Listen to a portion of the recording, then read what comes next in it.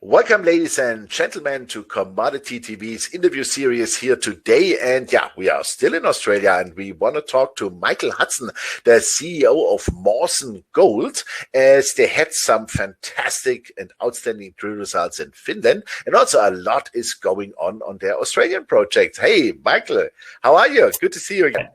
Likewise, Jochen. Lovely to be back. Fantastic.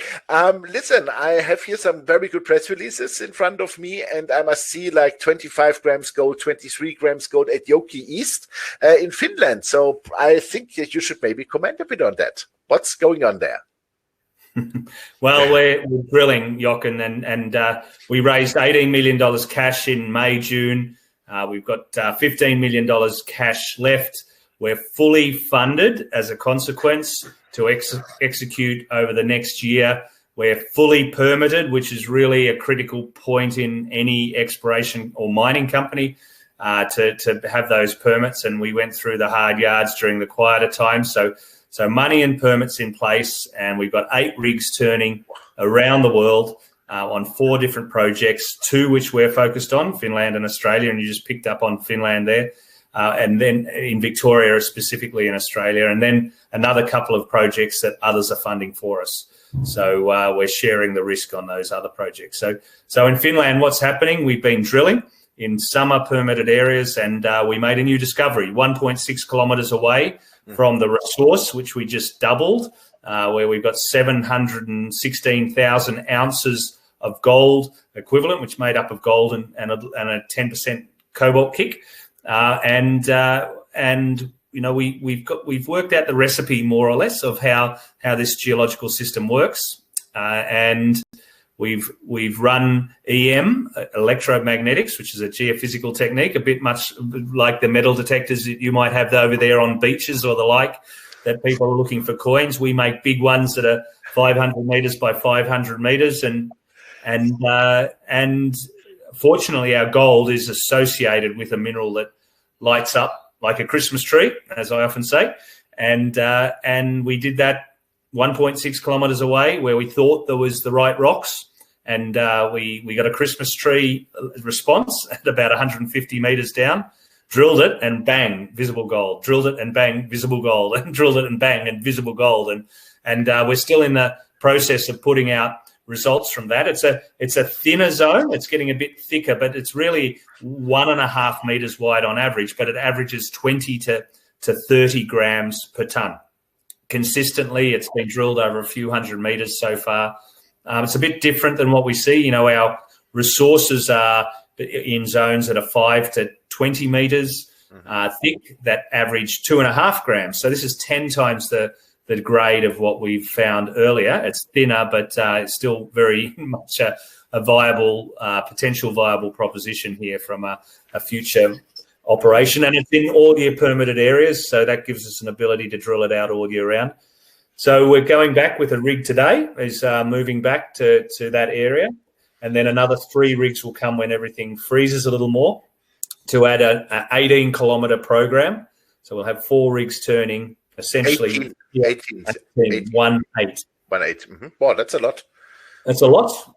And so we are going to expand that resource ideally, right? And we've got some good ideas on what we need to do. It's being driven very much by the economics of the project now. So we'll be focusing on the higher grade parts of the resource and infilling those and ideally extending those. And ideally they all hang together and add further grade to the current resource. We've got a hell of a lot of areas that are basically sticking out near close to the ground with a few drill holes with gold in them over large areas that we'd like to bring into the resource. So near surface tons and grade, and this is becoming a substantial project where we're going in behind the scenes, doing a lot of the early stage permitting that one would naturally do in a project that looks like it's going to become a viable operation. It's a long-term process in any mining operation, but now this is switched over from hope and exploration to resource to how do we make this bigger and where do we make it bigger and how do we make money for shareholders. Fantastic. When do you think you will have the next resource calculation after those 18,000 meters of drilling? July, August next year. Okay, super. That's great. Also, I saw in your last press releases that we are talking again, in addition, for cobalt. How important is the cobalt part here? It's a byproduct from the gold is the key payable. It's about 10% in situ value, maybe a little more, something like 14%, I think, of the current resource. Gold comes out very easily. The cobalt, we're putting a lot of effort into to extract it, and it's in minerals that are separable. How important is it? So economically, it's a byproduct. Politically, it's a key. So it makes this project and a real strategic project for Finland and for Europe. I mean, I think I could count on my hand the number of compliant cobalt resources in Europe, and you're sitting up there. There's a huge push for sustainable and ethical supplies of cobalt to offset that cobalt that's currently coming out of the Congo, where it's not always the case, right? So having a homegrown source of cobalt is key, and there's a lot of interest and money, public funds and EU funds going into this project to make sure that the cobalt is a really a viable part of this project, and we're very happy, of course, to have it there. Yeah, fantastic. So I understand that the cobalt part is, let's say, economically nice to have, but it speeds up permitting. You could say that, maybe. Okay. I can say that. Super. Let's switch shortly to Australia. You also had outstanding drill results there. So can you please comment on that? Yeah, whereas Finland is our solid base. That's sort of like, the banking the gold already. It's there. It's known. It's understood. People can see where it's going. It's a project that is well understood. The Australian side of things adds the optionality and the thrill of new discoveries in what is today the hottest ground in the world, without a doubt. Fosterville, we know all about. Everyone's heard about the Fosterville mine. I think it's the second highest grade gold mine on Earth. There's only 9 historic goldfields that are similar to Fosterville, including Fosterville in Victoria. We have 3 of those goldfields. And so we're working from the known, where these goldfields were not looked at below 50 to 60 metres. They extend over tens of kilometres. And up until a few months ago, they'd never seen a drill hole underneath any of them. And we're now running geophysics and drilling these things for the first time. And I think it's demonstrable. Some of the results that we put out from Sunday Creek, we put out 15 to 20 metres, 3.5 to 4 grams from drilling, very good grades, and they were from surface. And that was because the old-timers did not look at those sort of grades. They only went down to the water table, 50 or 60 metres, and they looked at, half an ounce in the 1890s back to an ounce in the 1860s was their cutoff. So anything that 4 gram dirt was what they lost to tails. Their tailings were 4 grams. So, this seriously is a seriously underlooked part of the world. It's in my backyard.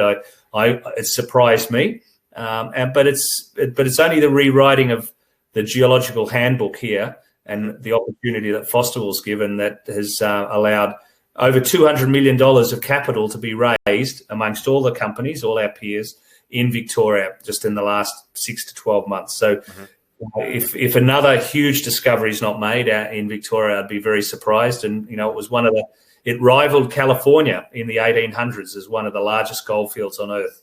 And it's got that chance to be that again. Okay. So how many drill rigs do you have now on Victoria?